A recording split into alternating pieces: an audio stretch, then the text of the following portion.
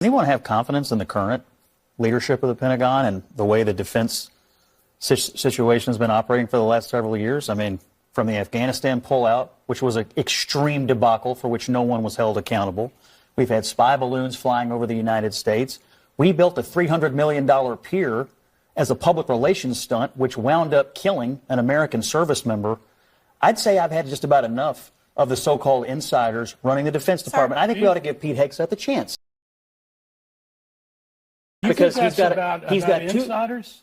All the criticism of him is that he's not the expected Washington pick. And I'm just saying to you that the American people just voted against the expected Washington pick. So he's got 20 years in service, Afghanistan, Iraq, 2 Bronze Stars, Princeton, Harvard. Yeah, he's on TV, but so are the rest of us.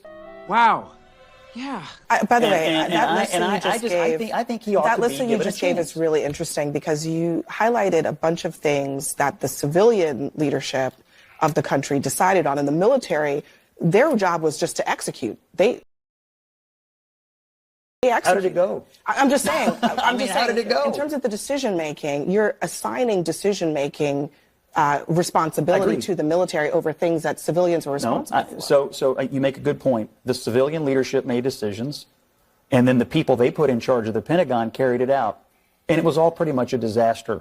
So now we have a new president who I think got elected in part because of some of those disasters, and he's going to put in some of the non-insiders in charge of not just this agency, but a bunch of them. Now, look,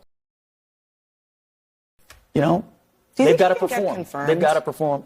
I mean, we've got 53 U.S. senators that are Republicans, and Pete Hegseth, he's an American hero. The man won 2 Bronze Stars for his service, and he's been a champion for veterans.